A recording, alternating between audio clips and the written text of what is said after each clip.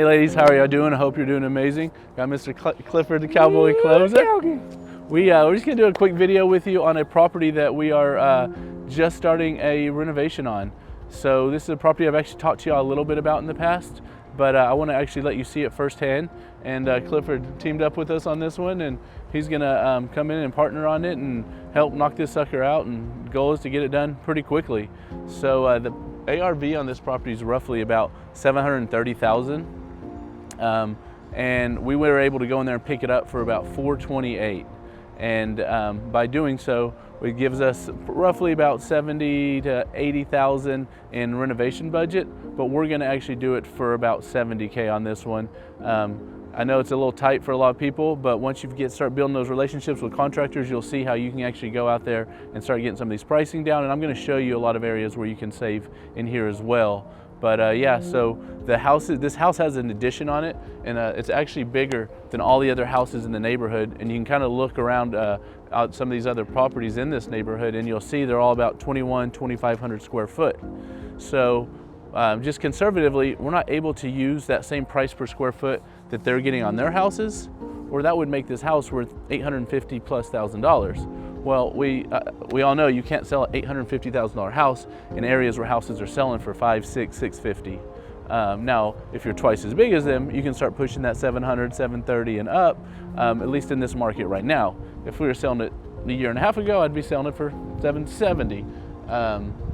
And who knows? So we'll just have to kind of see what the numbers show when it comes. But roughly, we're going to sell it somewhere around $730,000, give or take, and we're going to go in there and get this knocked out. We've got it under contract for $428,000. It was originally $435,000, and the seller was supposed to make a roof claim on it. And once he tried to make that roof claim, it didn't get approved. So we had to go back and renegotiate, and we got another $7K off to help with replacing the roof. Have you shared that nugget with them on the roof claim? Just a little bit, but go ahead. No, I was gonna say that's a big golden nugget that you kind of breezed over. That I think kind of goes to your point on cutting costs and saving costs. When you're able to get the property owner to do a roof claim, because that would save you anywhere from $10 to $15K replacing a roof. If you're able to do, they're able to do an insurance claim for you, and then you just pay their deductible. So absolutely, it's huge. It's something I recommend doing anytime, even if you're not sure about the roof. If you're not sure, go ahead and say, hey, you know what? If you don't mind making a claim, it doesn't go against your insurance, anything like that. If they approve it, then I'll cover the deductible, put a couple extra $100 in your pocket, and they'll come out and put a brand new roof on, and you paid a 3% deductible.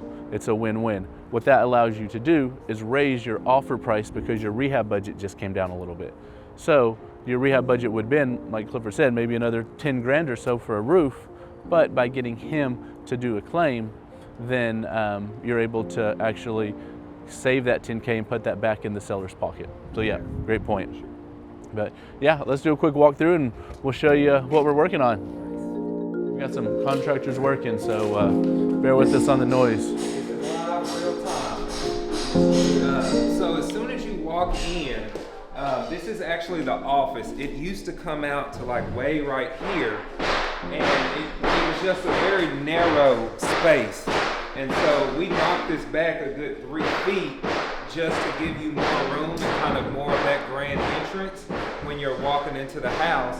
And it really didn't take away from the office very much, because I mean that's still an amazing size office for sure. Yeah, it's a great point. As you can see, we just put a LVL or a beam across here and across here and picked up that load, so that we were able to take this back, as Clifford said, all the way to here.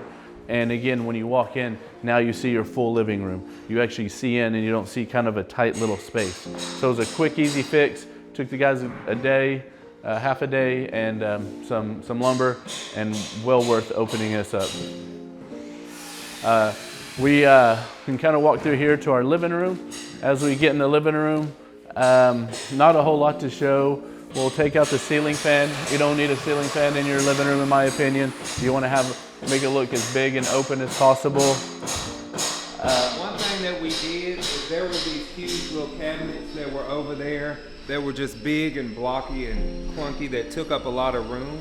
And so we definitely want to pull those out just to give it a more open feel and make it feel a lot larger than what it is. Yeah, and a great point, and I'll show you. Essentially on this wall, one cabinet was on that wall, and then that other wall was slanted. Y'all are getting a real deal here. I'll speak up, but that other wall had a slant to it, and it was impeding into the master bathroom. So it was kind of an easy decision. Hey, let's rip these suckers out, and let's open up that master bathroom as big as possible. After all, we all know you ladies make the decisions, and it's usually based off of a master bathroom and a kitchen when it comes to buying a house. So that's what we're really focusing on.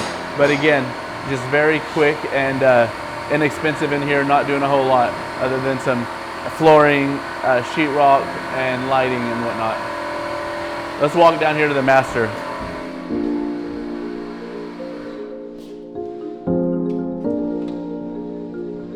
Alrighty, as you walk in here, you see we've got a good sized master. Nothing fancy, just your typical room. It did have a fireplace that was right here in this corner. As you can see here, we've ripped that out of the wall. And the reason we did that is to give us more room in our master bath. So we can actually, you can see there was an opening for a closet here to go in. We actually moved that to the inside of the master bathroom as well.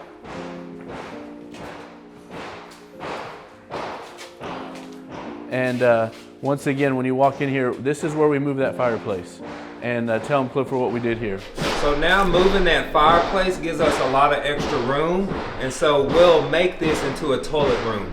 So we can leverage all of this extra space into where, back over here is where the toilet was originally. Yeah. Now we can make this a whole kind of washroom area with a floating tub and a couple shower heads. That'll be amazing there. Yeah, absolutely. Again, like you said, this was just a wasted space. This was walled off, nothing back there other than a bulky fireplace. By removing this, opening it up, toilet room there, and boom, now we have a really large room here. And as Clifford mentioned, if you look where the toilet was, where we put a freestanding tub, all this will be tiled. In fact, we'll put some pictures in here to show you kind of a aftermath of what it's gonna look like.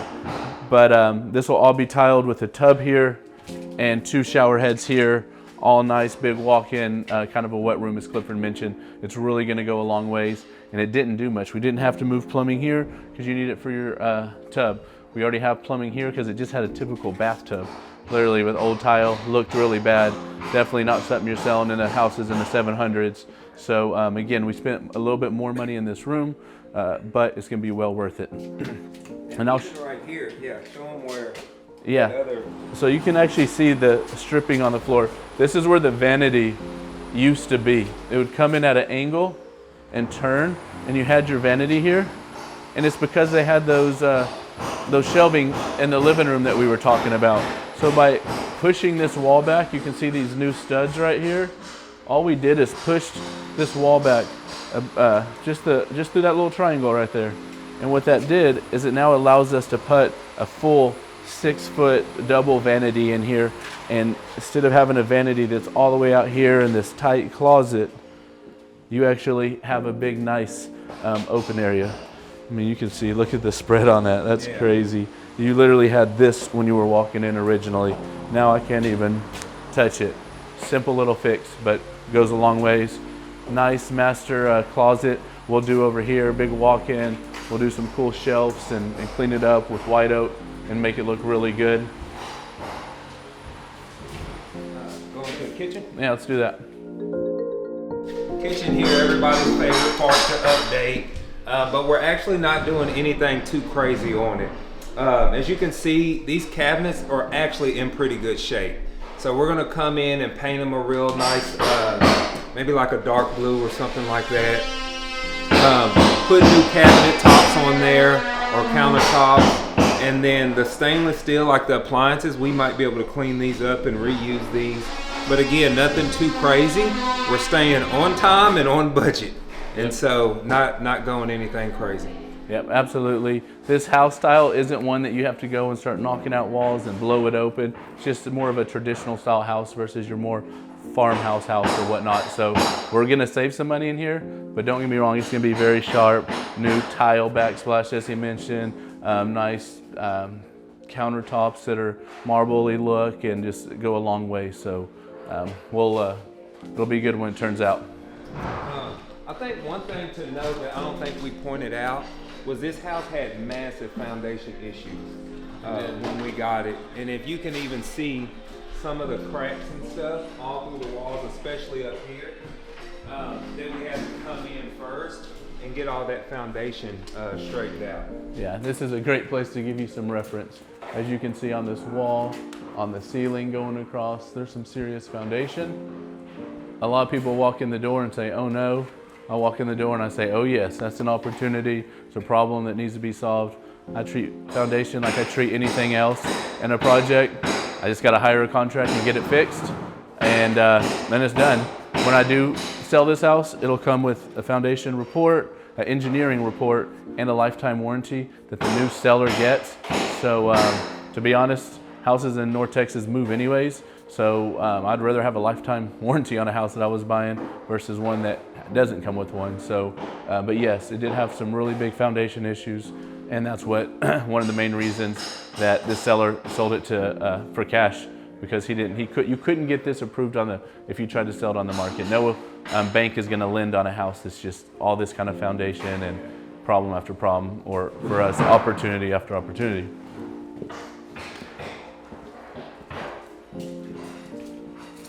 Just a nice little kind of china cabinet. We'll place the granite countertops, paint those, make it look nice and clean.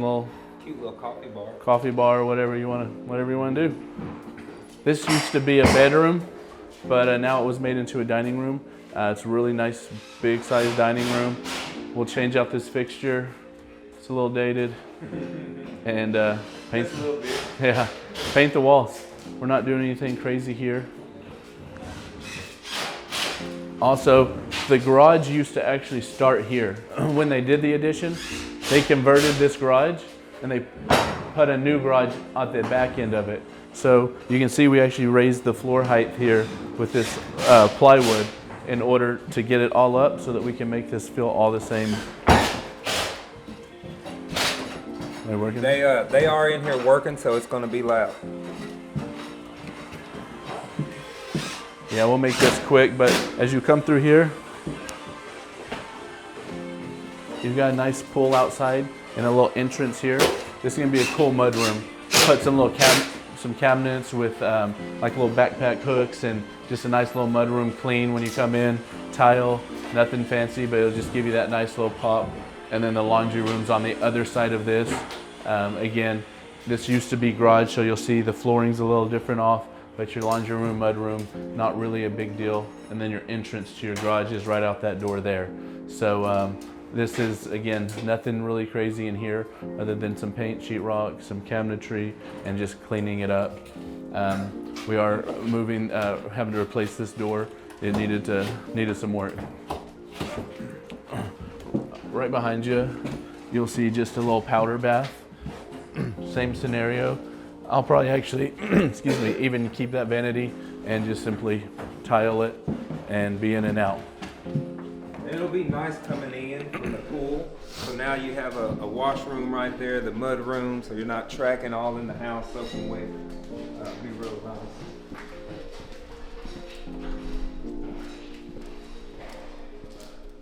I'll show you upstairs real quick. Yeah, and as we do, I'll point out, we're actually gonna replace some flooring down here with like some, we won't even use a true hardwood. We'll use like an engineered hardwood that's a more reasonable price. We'll just replace the hardwood stairs going up. And we're actually gonna do carpet upstairs. It's a game room and 3 other bedrooms. So we're cutting costs again. So there's no reason to really go all out and put brand new hardwood floors in this house when you can get away with an engineered hardwood floor that's much, much cheaper, and carpet upstairs. We'll paint, we'll sand these down, paint them, keep everything the same here.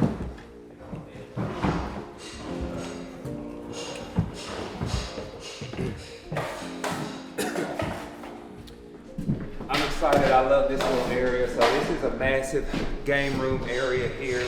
Like Justin mentioned, we'll put carpet in there, no fixtures. Has this cool little area over here that I think it should be a bourbon bar. It has a sink in it. You can maybe put some floating shelves there. A little wine fridge we can put over there and really make this a nice place here. Yeah, again, like as Clifford said, it's a good big game room, so it'll be nice to just kind of have a little cool area with a little refrigerator for soda pops, whiskey, beer, whatever it is you want to put in there. They're fixing the foundation, all the cracks that were in the ceilings.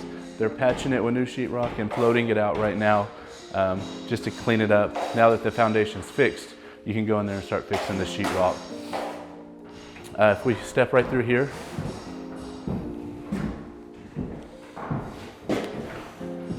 this is one of the upstairs bedrooms, and as you can see, we don't need much. We need a ceiling fan and some paint and carpet.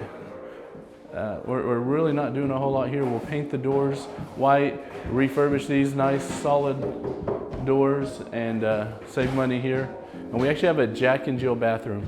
So meaning there's a cabinet area for brushing your teeth, then there's a shared area for the toilet room and the shower, and then another cabinet area going to the other bathroom. So in here, we're keeping this pretty simple. You've got, we're gonna paint these cabinets, some new countertop, a new mirror, new fixture, and paint and tile. We're out of here. That's really all we're doing. There's a closet right here that goes into that for that bedroom.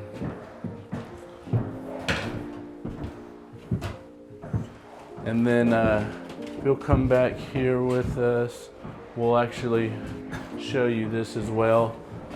This is the toilet room and shower. We're actually keeping that tile, keeping that tub.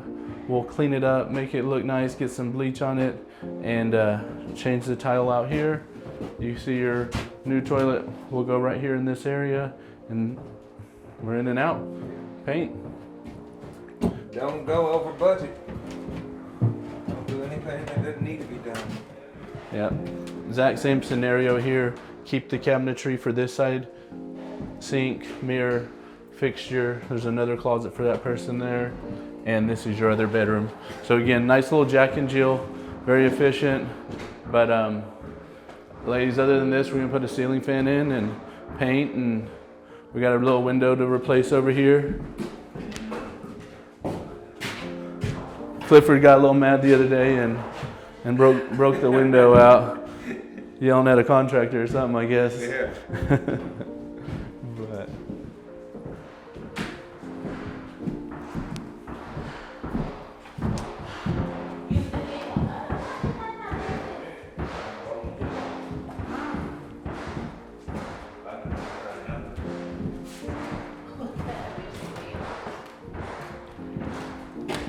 tell them hi. Say hi. You're Reen famous.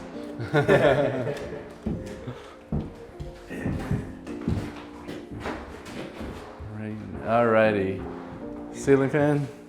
Feel like I'm repeating myself. Ceiling fan, carpet, paint. This bathroom, I bet you can probably guess. We're gonna keep the tile. Shower, we're gonna paint that vanity up. Countertop, new toilet, in and out. This is just, I wanna really put an emphasis on, you've gotta stay on budget and you've gotta spend the right money where you need to. Master bath, you're gonna spend more money. Kitchen, it's actually pretty nice, so it's not even gonna take that much to clean it up, but we'll spend more money in the kitchen. Everywhere else we can cut, carpet, reusing cabinetry, reusing shower, tubs if we can that are already there. When making decisions on buying houses, they're not typically basing them off of the kids' bedrooms and bathrooms tile, if you will. They're basing it off of the presentation when you walk in the door where we opened it up. Where they're basing it off of the master bath, like I said, whatever it is. So spend your money where you need to and cut everywhere else to make sure it matches your comps. There's no reason to go and start putting high-end appliances and Viking appliances and 6-inch hardwood floors, white oak, all of that. There's a time and a place for that. And we do it all the time in our $1, $2, $3 million flips where we're doing big additions. But on houses like this, You don't have to do that, especially because it's already the biggest house in the neighborhood. It's already gonna sell pretty quickly. It's gonna be priced at a good price per square foot since it is so big, so there's no reason to overdo it. A family will come in here and get a bargain on this house where you can, everywhere else in this house you're paying $650 or so to get a little 2,500 square foot house. So if we really wanted to push the envelope and sit back and wait, we could get more for it. But in this market and the way houses are sitting a little longer right now, hey, let's price it good to sell, throw it on the market and move on to the next one. Exactly, sell it quick. And then just on top of that, I'll add, I'm happy that Clifford's on this one with us and help us oversee it and being involved. And it's just, we're big believers in partnering and getting people involved. And we can do way more deals if we have more time. So by bringing other people in, I would rather have more time to go do other properties and whatnot. So don't get greedy on these properties. If you need a partner, want a partner, bring them in. And I don't think it's ever a bad idea to partner with Mr. Clifford, the cowboy closer, right? I can only see that working in our favor. But anytime you have the opportunity, we're big believers. So partner, find a way to get more deals, but more importantly, just go out there and take some action. Go further together. As you know, the saying goes, 50% of one deal is better than 100% of no deals. So keep that in mind when you're out there looking for deals and for opportunities and whatnot. All right, let's go check out that patio.